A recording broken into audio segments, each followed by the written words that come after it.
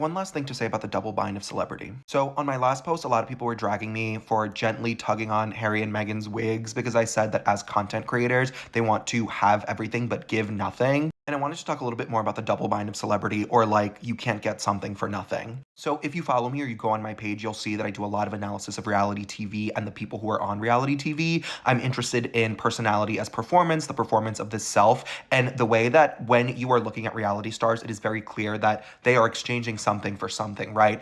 I often talk about the Faustian bargain where these people are trading sanity and privacy in exchange for riches, right? It's one of the most naked capitalistic exchanges that exists in society today. Many of them realize it, right? Like Vicky Gunvalson, the OG of the OC, like the first housewife, said that it was like the worst thing that ever happened to her, even though she got rich and famous after it. With actors, it's a very delicate game where they are artists who want to perform their craft, right? But there are many different ways to be an artist, right? There are people who only do Shakespeare. There are people who live in London. There are people who live in New York, right? So when we're looking at, like, let's say Austin Butler and Paul Mescal, two of the most famous men in the world, it is much harder to believe that they like desperately crave their privacy and they don't actually want to be famous when like they do.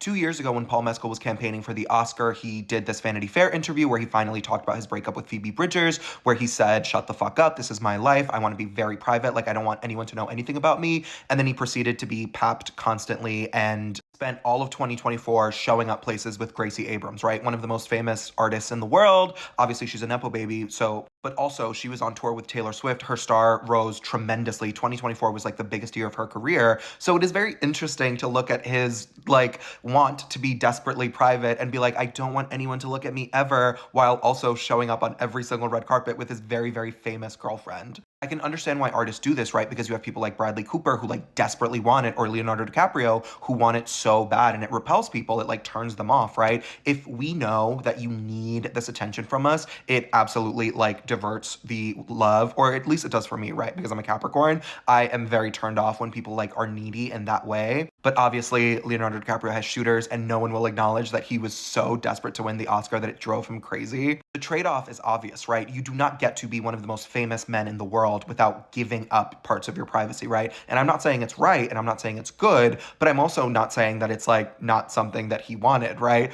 If you want to be private, then you are private, right? Austin Butler, I made a post about him and I got a ton of comments of people being like, no, he's actually so private. And I'm like, he's been on 3 Oscar campaigns in 3 years. He's everywhere. He's at the Met Gala. He's on every red carpet. He was everywhere with Miss Kaya Gerber until they broke up. I've been doing this a long time. Like, I'm not stupid. You can tell when someone really, really, really wants to be famous. And you can contrast this with a number of people, right? There are people who are very famous who aren't like chasing it in this way, right? Natalie Portman, I don't even know where she lives. I don't know the names of her kids. I don't know anything about her. She does a movie every couple of years. She promotes her movie. She disappears. Julia Roberts, her kids are like 15, 16. I don't know anything about them. I don't know their names. I never, ever see them. She doesn't post them. I literally don't know what city she lives in. Saoirse Ronan just got married in secret. I don't know her husband's name. Nobody knew that she was getting married. It was completely private. Issa Rae popped up with a husband. We didn't know she was dating anyone. We didn't know she was engaged. She posted, "I got married," and she didn't post a picture of her man. These are people who are private. They are very famous, but they're walking the line. All I'm saying is that if you think about it as an energy transference or an exchange, right,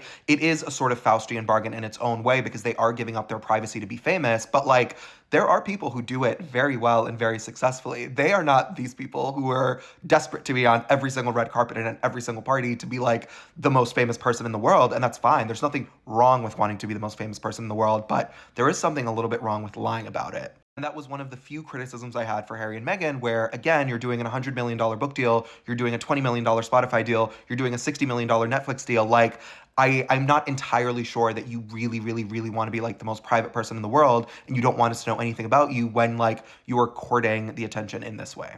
Again, there's nothing wrong with that, but, like, don't spit on my leg and tell me it's raining.